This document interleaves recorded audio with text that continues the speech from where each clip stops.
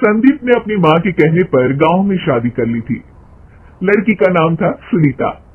माँ का कहना था एकदम मॉडर्न बहू नहीं होनी चाहिए, लेकिन उन्हें नहीं पता था कि गांव से आने वाली बहू सुंदर सुशील तो होगी और उसको गांव से बाहर भी निकाल लाएंगे, लेकिन उसके अंदर का गांव कैसे बाहर निकलेगा?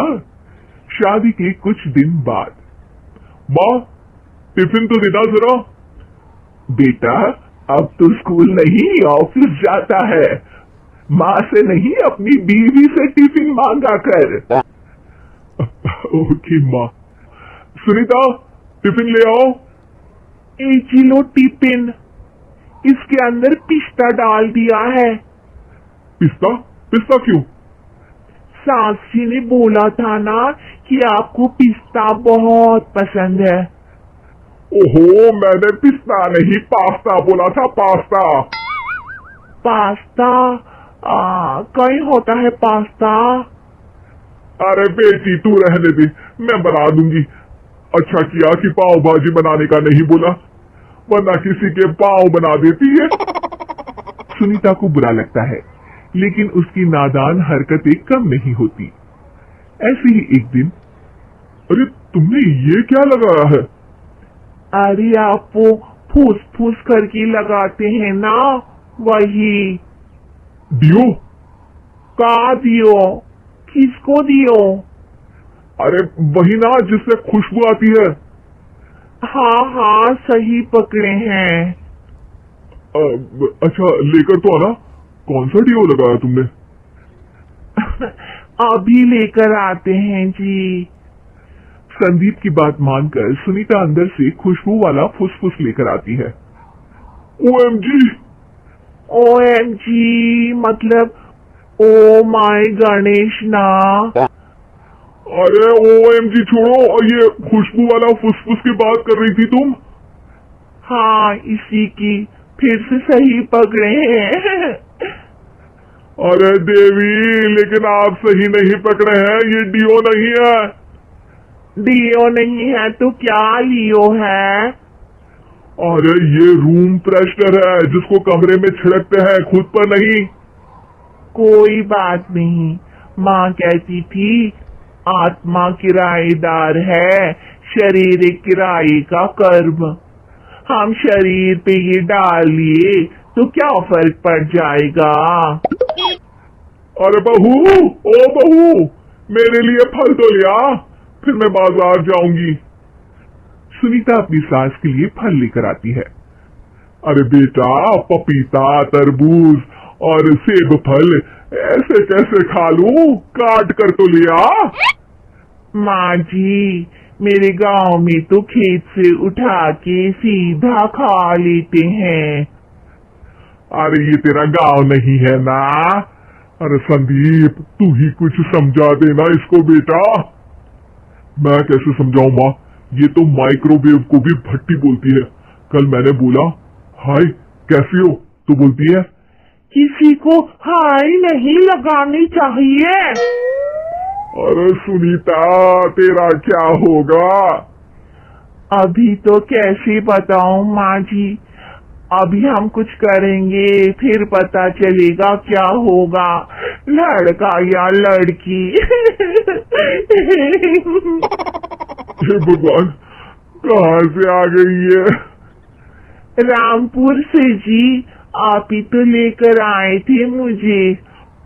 अरे मुझे माफ कर दो। पहले कोई गलती तो करिए जी, आपकी तो सारी गलती माफ कर देंगे हम। हाँ। अरे बहू, मेरी बात सुन, फल यानी कि फ्रूट जब भी लाए ना तो काट कर लाना, ठीक है? जी ठीक है माँ जी, फल यानी फ्रूट यानी काट के लाऊंगी।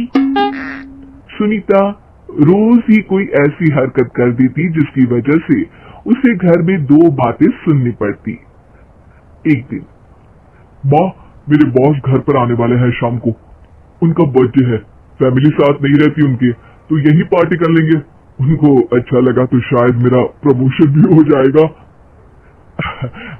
मैं ना फ्रूट केक लाकर फ्रिज में रख दूंगी और तेरे साथ आज खाना मैं बनाऊंगी, ताकि जब साहब आए तो खाने में कोई गड़बड़ ना हो। शाम को जब सारी तैयारियां हो जाती है, संदीप के साथ बड़े साहब भी घर आते हैं। फ्रूट केक तो ले आना बहू, फिर खाना खाएंगे। और इस सब की क्या जरूरत थी, आपने बुलाया वही काफी है। सर, आपका परिवार शहर में नहीं है तो हम ही आपके परिवार जैसे हैं सर। इतने में ही सुनीता फ्रूट केक लेकर आती है और बड़े साहब की टेबल पर रख देती है, और जैसे ही केक के ऊपर का बॉक्स हटाती है, ओह, ये क्या है? केक तो कटा हुआ है, मैं तो ऐसा नहीं लाई थी। आप मुझे शाबाशी दे सकती है माँ जी, मैंने ही केक काट दिया। आपने कहा था ना, फल यानी फ्रूट यानी हमेशा काट के लाना, तो फ्रूट केक भी तो फ्रूट ही है ना, तो मैंने पहले ही काट लिया। होना मैं समझदार। अरे बहू, ये क्या किया? केक हमेशा वही काटता है जिसका जन्मदिन होता है। तुझे एक बात भी समझ नहीं आती, एक नंबर की बेवकूफ है। पूरा माहौल बिगड़ चुका था। संदीप को लगने लगा था कि साहब उसे प्रमोशन तो दूर की बात है, कहीं डिमोशन ना दे दे, लेकिन साहब बीच में ही बोल पड़ते हैं। अरे कोई बात नहीं, ये इनकी बेवकूफी नहीं है, इनका भोलापन है। बेटा, आप कहाँ से हो? रामपुर गांव से। अरे वाह, गांव से? फिर तो आपके गांव में ताजे फल और सब्जियां मिलते होंगे। हाँ, सही पकड़े हैं, हम तो काटते भी नहीं, सीधा खा लेते हैं। मैं ना एक बार तुम्हारे गांव घूमने जरूर चलूंगा। क्यों संदीप, ले चलोगे ना? मुझे गांव घूमना बहुत पसंद है। बस फिर क्या था, संदीप और सास दोनों खुश हो गए, क्योंकि साहब को सुनीता ने गांव की बात करके खुश कर दिया था।